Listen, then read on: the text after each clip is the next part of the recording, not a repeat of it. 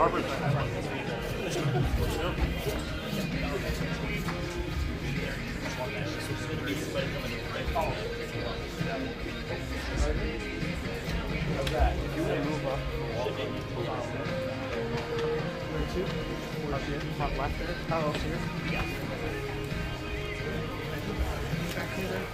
gonna leave my bag back here.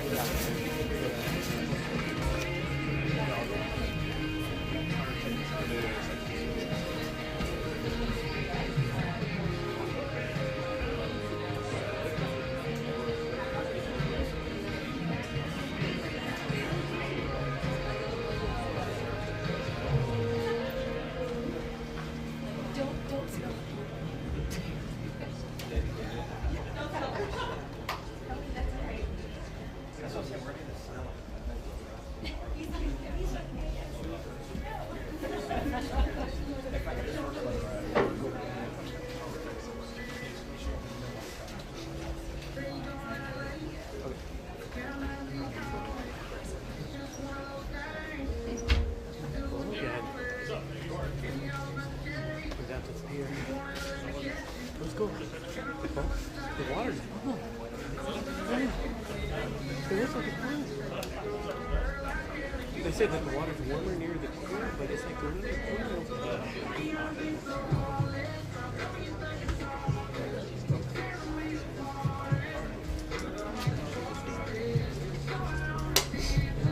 Yeah, we almost lost it. Oh, sorry.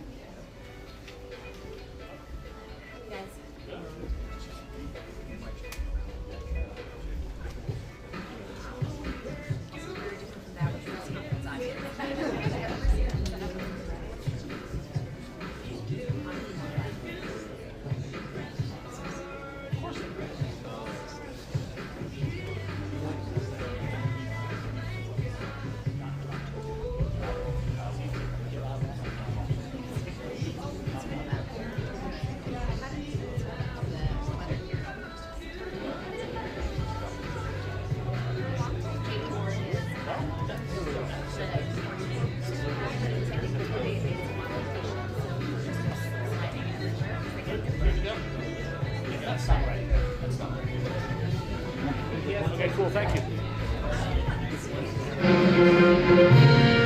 Ladies and gentlemen, please welcome the Vice President of the United States, Vance.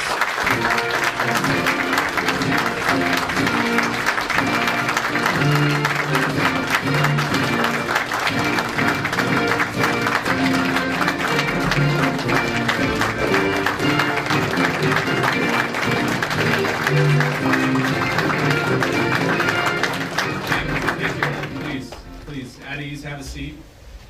We're going to be talking for a long time. I heard you guys love speeches, so I've got about 90 minutes of prepared remarks here. I want to thank you all for being here.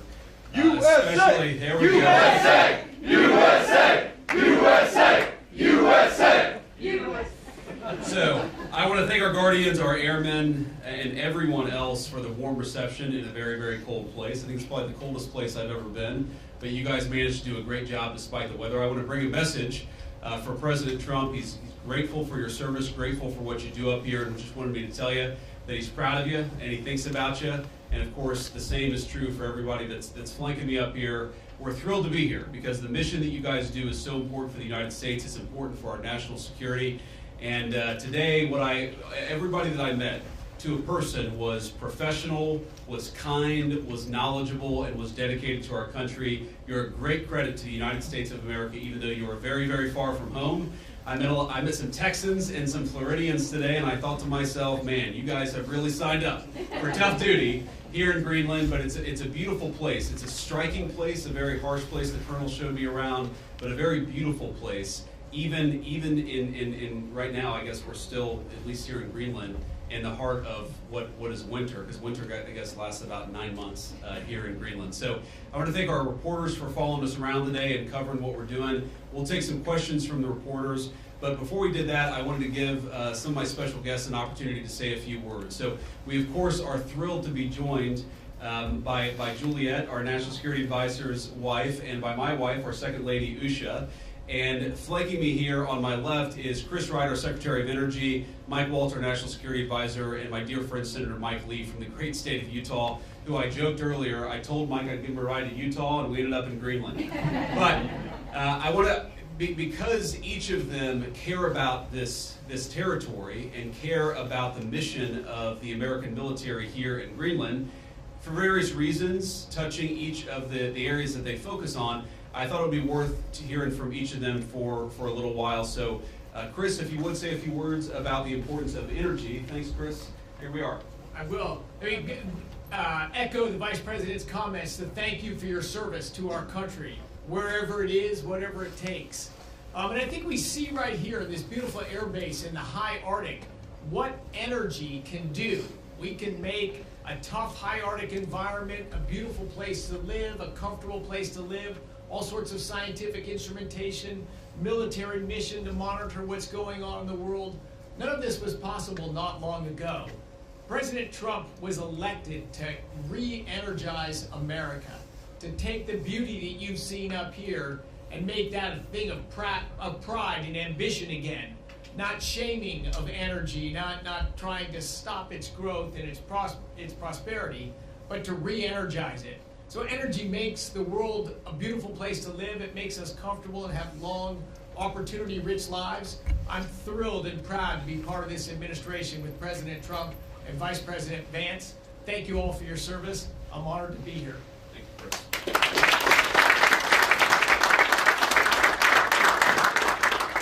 I guess when we flew in, it did look a little bit like Utah in the wintertime. Only there are substantial portions of this land that are always covered in ice, and it doesn't change. I really enjoyed talking to a number of you a little while ago as you were telling me that when you're deployed here for a year without your family, without your spouse, without your children. That is emblematic of so many of the sacrifices that so many of our armed services personnel make. And my conversations with our airmen and guardians this afternoon reminded me of the fact that the American people are indeed in good hands. They're in your hands. What you do here makes us safer. And when we're going about our business, our day-to-day lives at home, we don't have to worry about the things that you worry about because you're doing it for us. Thank you so much for that. And I look forward to learning more about what you do here and about the future of the United States and its interaction with this amazing land in this part of the world. Thank you.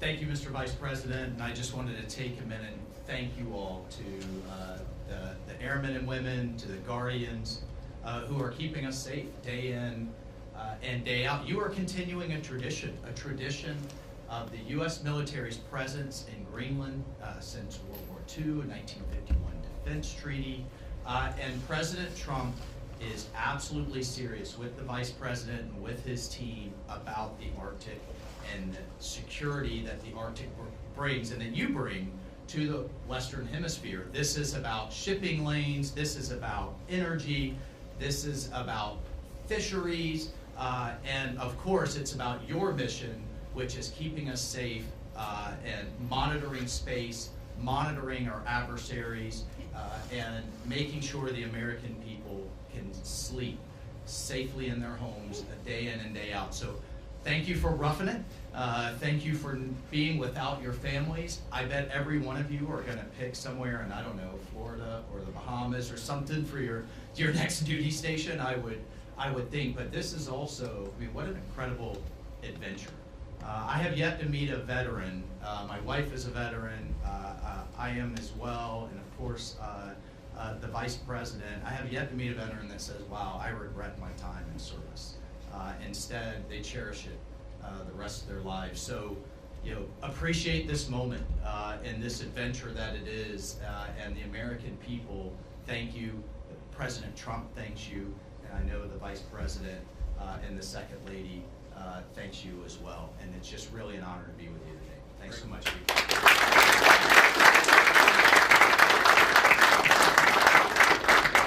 So thank you, Mike. And let me say just a couple of other things, and then we'll take some questions from the reporters. So number one, I think a lot of Americans wonder, why does Greenland matter so much? Why does the mission of this base matter so much to the American people? And I learned a lot about that today myself. Of course, you can read about it in a book, but I saw it up close and personal. And if, God forbid, to my fellow Americans, if a missile was fired from an enemy country or an enemy submarine into the United States, it is the people here before us who would give notice to our brave men and women further south in the United States to let people know what was coming and, God willing, to try to shoot it down and prepare for it. That's one of the things that we do at installations like this. We know that Russia and China and other nations are taking an extraordinary interest in Arctic passageways and Arctic naval routes, and indeed in the minerals of the Arctic territories. We need to ensure that America is leading in the Arctic, because we know that if America doesn't, other nations will fill the gap where we fall behind. So what you guys do is so critically important.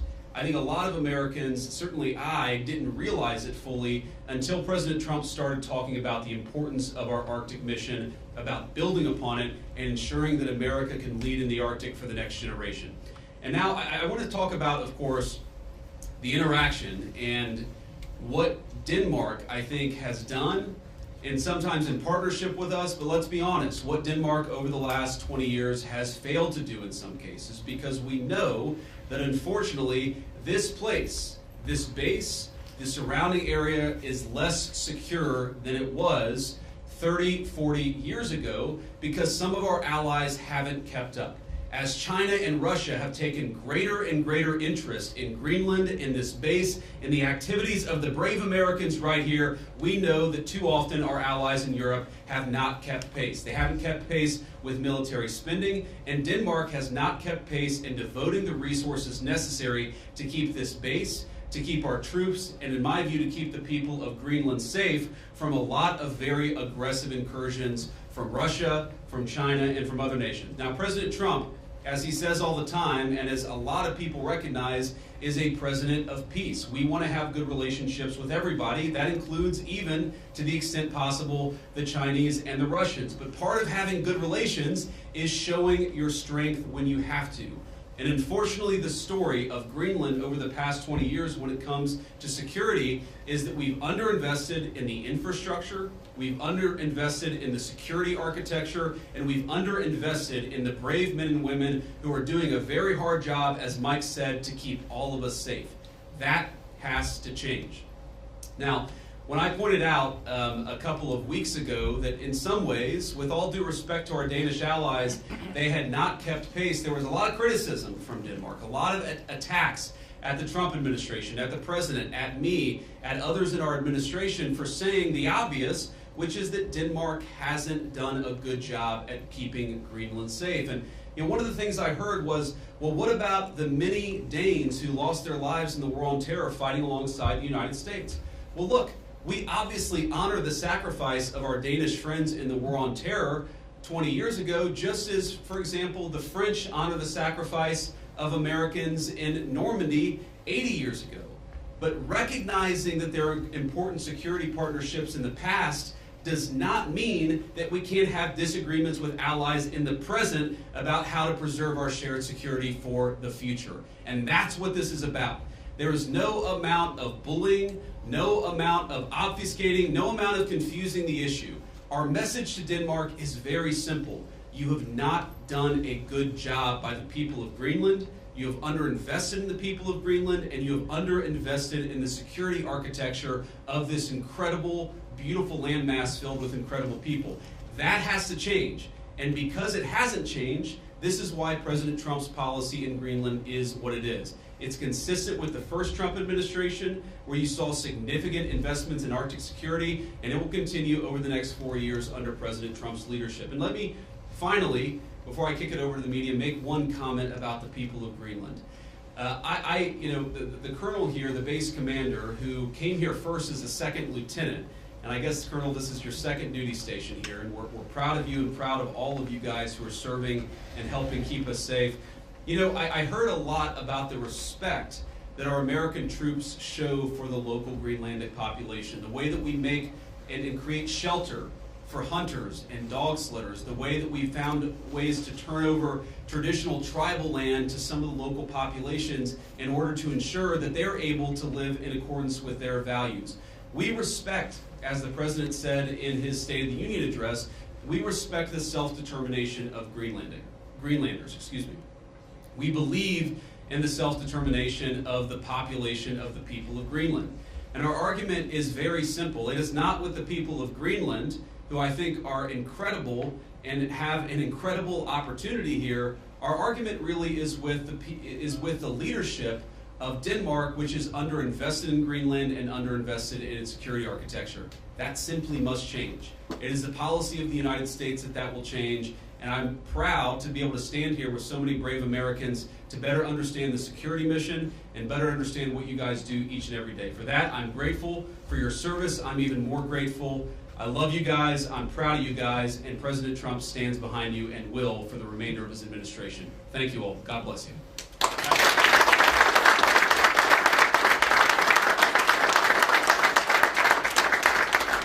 All right, now we'll take a few questions. Both of you guys have your hands up. Whoever can go first. Red scarf, go first. Oh, sure.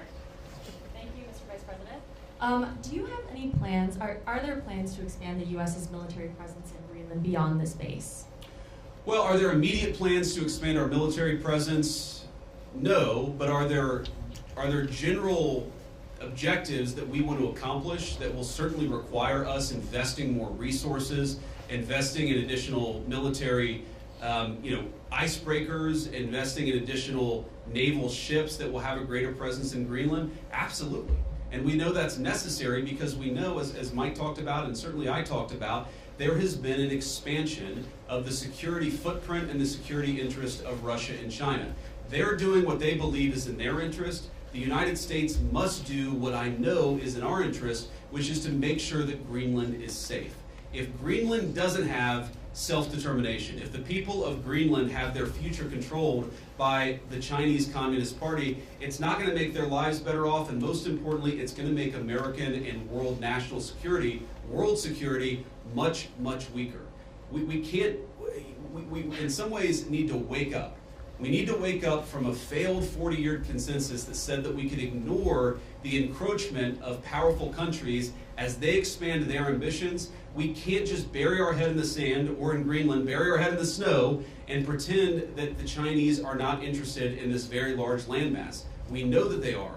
They've taken steps to put Greenland in ridiculous debt traps to invest and exploit the resources here. And we know that they're sending a lot of military resources here. Yes, over the medium term, the United States will meet that challenge. We will put our own resources here. We already have a lot of great resources here, but we know we're going to have to do more to counter some of the nations that we know that we're competitive with. Sure. Thank you so much, Mr. Vice President. And the President said today that we have to have Greenland. By being here today, are you also conveying that message that the U.S. is very serious in its desire to acquire Greenland? Well, the President said we have to have Greenland, and I think that we do have to be more serious about the security of Greenland. We can't just ignore this place. We can't just ignore the President's desires, but most importantly, we can't ignore what I said earlier, which is the Russian and Chinese encroachment in Greenland. We have to do more. Now, what the President said in his State of the Union address, and he was very clear about this, is we respect the self-determination of the people of Greenland, but my argument again to them is I think that you'd be a lot better coming under the United States security umbrella than you have been under Denmark's security umbrella. Because what Denmark's security umbrella has meant is effectively they've passed it all off to brave Americans and hoped that we would pick up the tab. We're simply saying to the people of Greenland, when the President says we've got to have Greenland, he's saying this island is not safe. A lot of people are interested in it. A lot of people are making a play. We know that America cares about the security of this island for the sake of the people of Greenland, but also for the sake of the national security interests of the United States of America. So our message is very simple. Yes, the people of Greenland are going to have self-determination. We hope that they choose to partner with the United States because we're the only nation on earth that will respect their sovereignty and respect their security, because their security is very much our security, as these brave Americans show. John Parkinson with ABC News. Thanks for bringing us along on this historic trip. I wanted to ask you about last week's news with the Atlantic. We've had a couple questions on Greenland. I feel like you've answered that. But I did want to ask, did you express your concerns to the President that you were opposed to the Houthi strike? And also, what did you mean when you asked, or when you said in that thread that the President wasn't aware that his directions for Yemen were inconsistent with his message on Europe?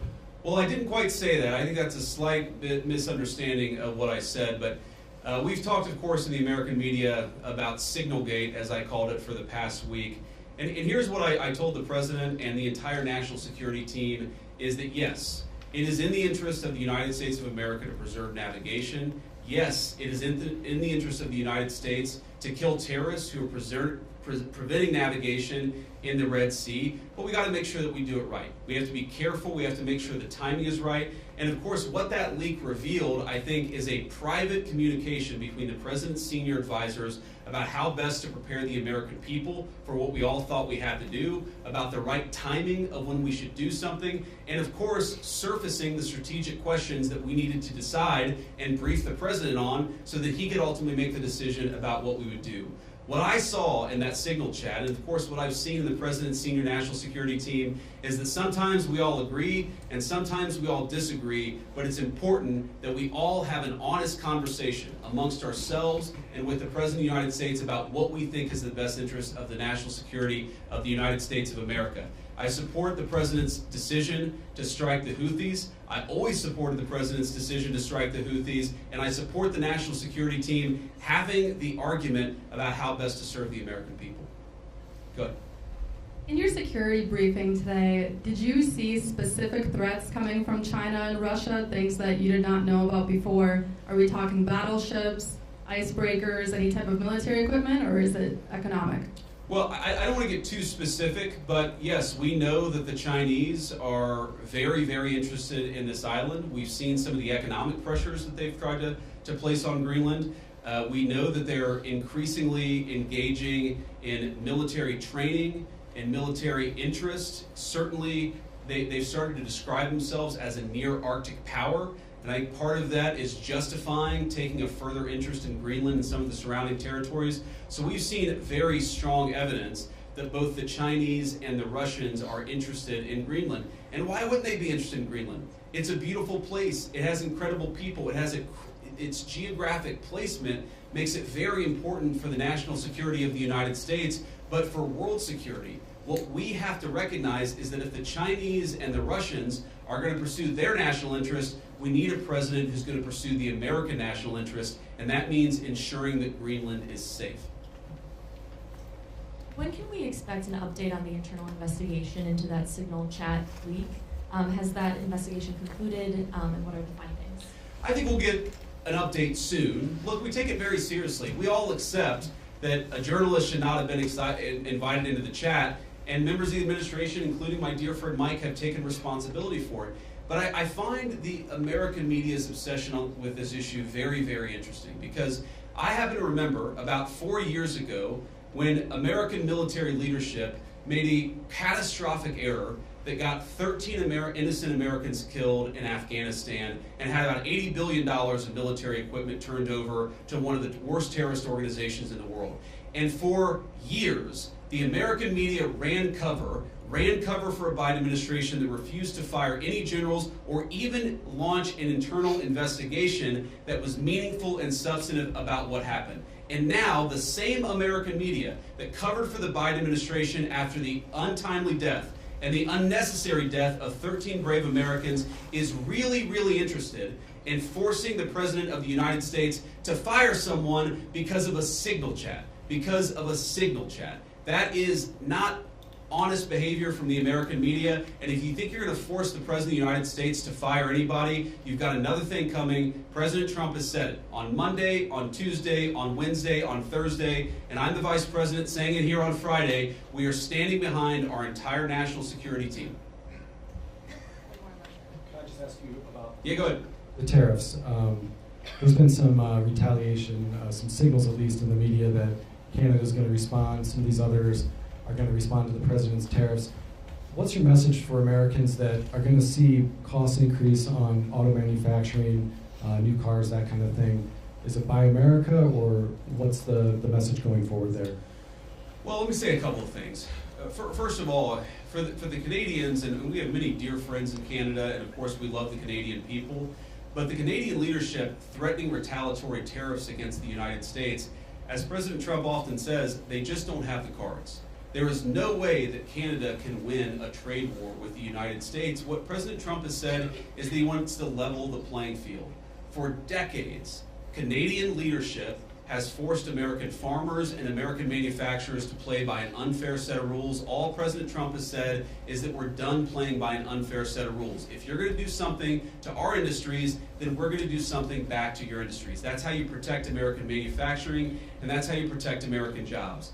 Now, what I'd say to the American people is look, the president ran on this, and he said very clearly that we're done being the piggy bank of the entire world. For 40 years, in the same way that our European friends, I think, have neglected international security, for 40 years, a lot of our friends all over the world have used America as a piggy bank. They have used us to absorb all of their excess economic production. What does that mean for Americans? For Americans, that's meant manufacturing jobs declining, that's meant middle-class wages going down, that's meant whole towns that have been hollowed out by empty factories, and that means an America that is less safe because our manufacturing isn't as powerful now as it was 30 years ago. I've got all these brave Americans in front of me and a few behind me too. We want to send, if God forbid we have to send Americans to war, we want them to have weapons, the best weapons in the world that are manufactured in America and not in China. The way you do that is to rebuild the American manufacturing sector. The days of America being the piggy bank of the world, the days of closed factories, the days of people not being able to get a middle-class job in this country, they're over. And yes, that means we're going to have to fight back even against some of our friends and their unfair economic practices, but the long-term consequence of this is going to be higher wages, more manufacturing, and more economic security for the American people.